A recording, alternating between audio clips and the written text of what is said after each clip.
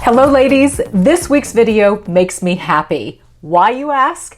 Because not all trends are created equal and not all trends work well on us more mature types. Some things are better if you're in your 20s, but this particular trend is so good, so right for so many reasons that I am thrilled to share it with you. It is a major hair trend for the fall of 2016. It is the blunt cut. Now, many of you of a certain age group might remember the Vidal Sassoon look that was really big back in the 70s. They were the pioneers of the blunt cut, and it is back again. It is back with a few options. It is back with a vengeance, but it has style and class and sophistication, and it is why I love this look so much. So, as you can see, I have, mind you, I'm still in the process of styling, but I will work my way through this. But I have definitely cleaned things up and have cut in more of a blunt line.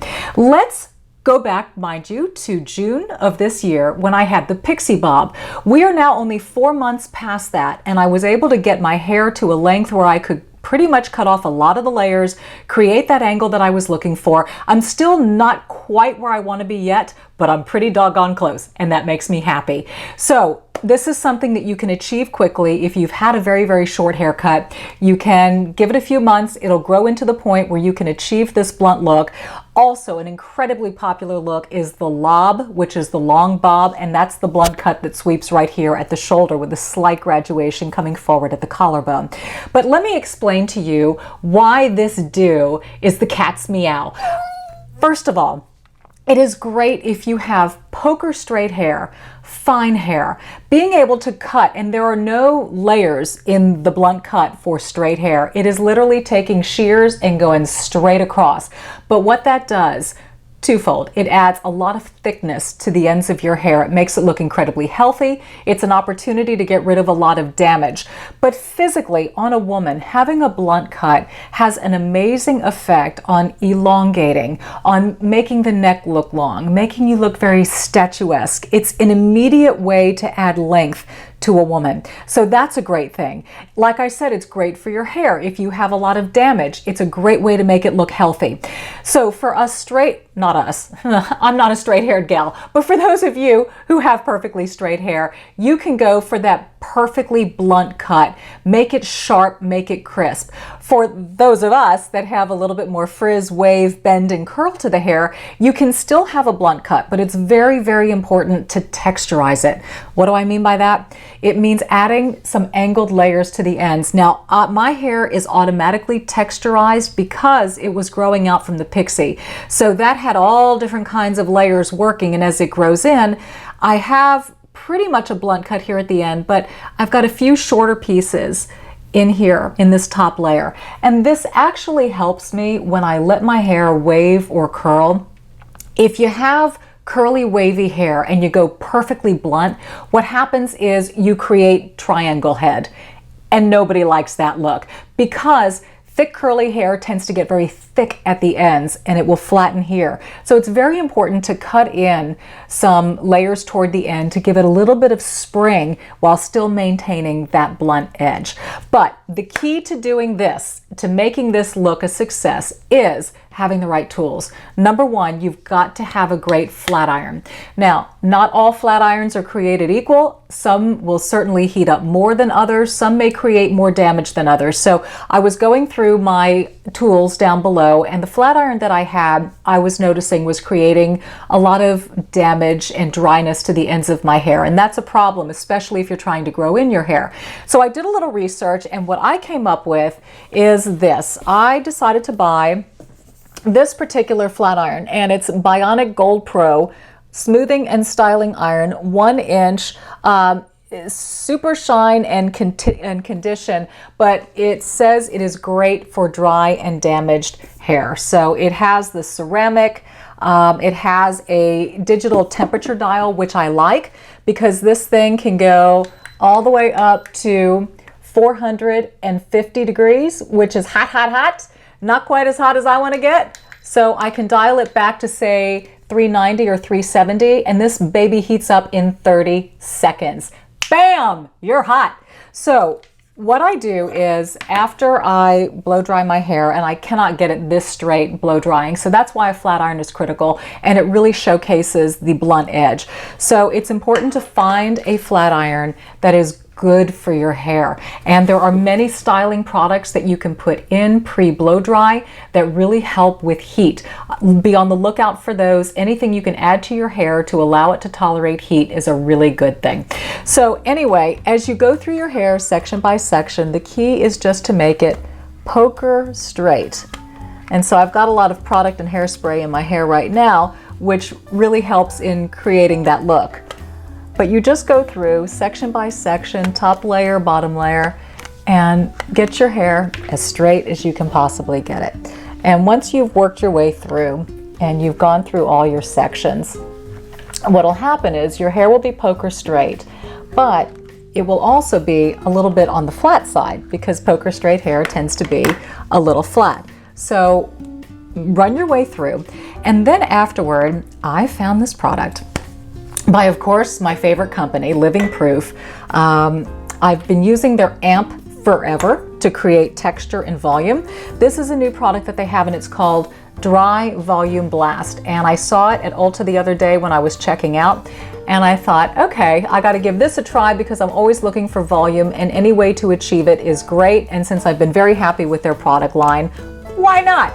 So what you do with this one, as opposed to amp, which is a cream that you rub and then you pull your hair straight, this one you work your hair section by section. So you basically go underneath, and they say you can spray from the root to the ends. But in this case, I'm only trying to get a little bit of root lift so my hair isn't too flat. So you just shake it every time and just spray up. Spray up.